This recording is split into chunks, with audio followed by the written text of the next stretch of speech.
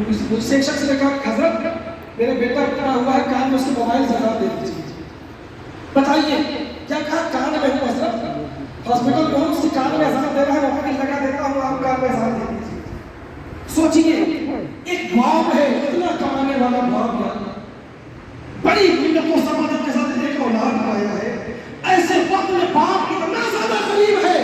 اسے خریدی میں کہتا ہوں اتنا زیادہ باپ قریب ہے کہ اپنے بیٹے کے کان میں اذان نہیں دے پا رہا ہے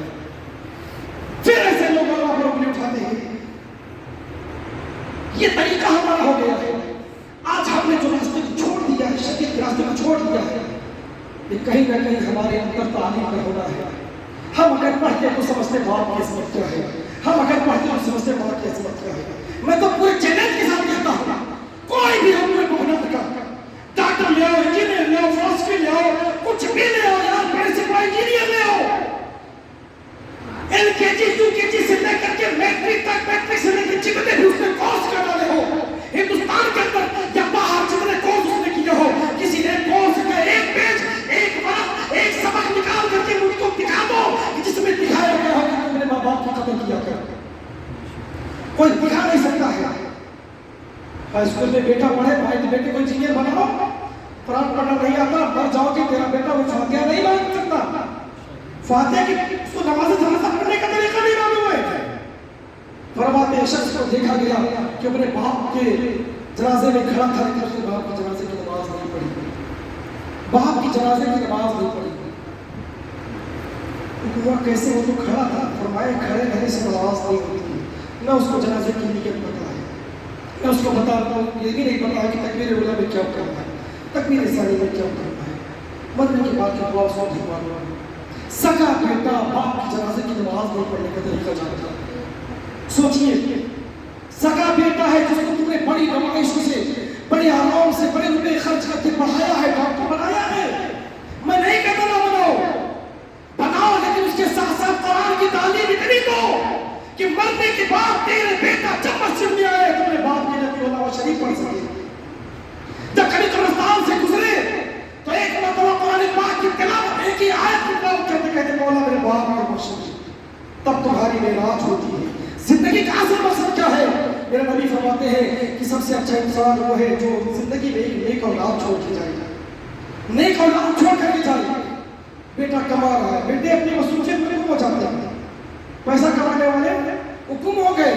ڈاکٹر بنا اپنے میں مست ہے وہ اس کو اتنی فرصت نہیں باپ کا انتقال وہ ڈیٹ تک نہیں معلوم ہے باپ کے مرنے کی باپ کے انتقال ماں کے انتقال کی ڈیٹ تک نہیں معلوم ہے اس دن اگر معلوم ہے تو کہ مولانا صاحب وہ تم کو فون پے کر کے 1000 روپے میرے ابا کے نام سے سارے سوال کر اس کے علاوہ کچھ نہیں کر سکتا ہوگا کیونکہ اس کے پاس ٹائم نہیں ہے کہ باپ کے لیے اپنے دروازے پر اپنے کیبن میں بیٹھ کر کے قرآن پاک کی تلاوت کرنے یہ ہمارے صرف سنیوں میں ہے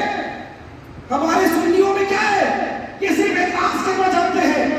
ایک دوسرے کی بدگوئی چگلی کر کے ہم مل چکے ہیں نہ تعلیم کی طرف دھیان ہے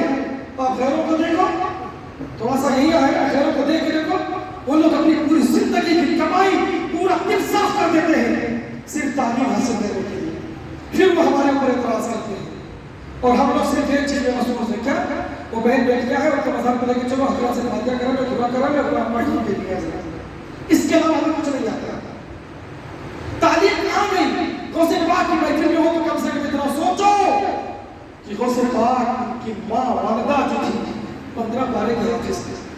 قرآن کریم کی تلاوت کرتی تھی میرے غوث اعظم 15 پارے کے حافظ پیدا ہوتا بتانے کا مقصد یہ ہے کہ جب ماں پڑھے گی تو اس کے پیٹ میں جو بچہ ہے نا اس کے ذہن تک باتیں جائے کہ ماں میری کیا ہے جب باپ تھوڑا سا بیٹے کو دیکھے میرا بیٹا چلنے کے لائق گھر میں جھگڑے بند کر ورنہ وہ خالی میموری بچے کی ہے جو دیکھے گا بچہ اس کے ذہن میں وہی باتیں آئے گا جب تک بیٹا بڑا ہو تو اپنے باپ کو سلام کیا کرو اس سے میں بیٹے سے بتایا کرو بیٹا کہ تیرے دادا ہے میں آپ کو سلام کر رہا ہوں جب بیٹا بڑا ہوگا پھر تب تک وہ سلام کرے گا جب تمہیں خود نہیں معلوم ہے کہ میرے بیٹے ابو کو سلام کرنا ہے جب آپ نے خود پوری زندگی اپنے باپ کو سلام نہیں کیا ہے جب تم نے پوری زندگی اپنے ماں کو سلام نہیں کیا ہے جب تم نے پوری زندگی مدرسے کا منہ نہیں دیکھا ہے جب تم نے پوری زندگی علماء کی برائی کی ہے جب تم نے پوری زندگی مسلمانوں کی چغلیاں ہوٹلوں پر بیٹھ کر کی ہے پھر کس کی منہ سے چاہتے ہو کہ لوگ تمہاری تعریف کریں ہماری تعریف کریں. نہیں ہو سکتا ہے غوث پاک کے محفل میں آئے ہو سوچ کر کے اٹھو، یہ عہد کر کے اٹھو کہ اب کل سے کچھ ہو نہ ہو، کوئی تعلیم حاصل کرے نہ حاصل کرے، لیکن کم سے کم تیرا بیٹا قرآن کریم پڑھنا تو سیکھ جائے. لیکن نہیں سکھاتے، جانتے بھی نہیں سکھاتے. تو سب سے بڑا جو ہمارے دماغ میں شیطان لگا ہے نا، وہ پڑھنے نہیں دیتا. کیوں؟ کچھ بھی پڑھو نہیں روکے گا، لیکن جیسے بھیڑ پڑھنے جاؤ گے نا، باپ کو روک رہا ہے، ماں کو روک رہا ہے، اس بیٹے کو بھی روک رہا ہے، بیٹی کو. کہاں جا رہے ہیں؟ اس اللہ کا دین پڑھنے. کیا اس سے ملے گا؟ وہ 6000 کے نوکری. بس یہی ہے. اور الحمدللہ رب العالمین اس 6000 کی نوکری میں اتنی برکت ہے کہ 60,000 کمانے والا 60,000 کمانے والا ادھر تک بھیک مانگتا، قرضہ مانگتا ہے، لیکن 6000 کمانے والے کو کبھی کوئی کہہ نہیں سکتا اس نے کسی نے 20,000 قرضہ دیا. یہ کیا ہے؟ برکت ہے، تعلیم کی برکت ہے اور کچھ نہیں ہے. علماء سے محبت کریں، قسم خدا کے چہرے کھلے رہیں گے. غوث کی محفل میں آؤ، سوچ کر کے آؤ. غوث پاک کی محفل میں غوث پاک نے کیا سلیقہ دیا، کم سے کم سوچو اس بات پر. اور کوئی ضروری نہیں کہ تم بوڑھا ہو جائے پڑے گی. جس بھی عمر میں ہو علماء کے پاس جاؤ، سوالات پوچھو، جوابات دو. نہیں آتا کم سے کم پوچھو تو یار. ایسا نہیں کہ کھانا دے گا، آپ کو دین نہیں پڑھنا، نماز میں اعتراض نہیں ہے، سنت میں یہ کوئی بتائے گا. سنو آپ نے رکھا کس نے ان کو؟ آپ نے رکھا تو بتائے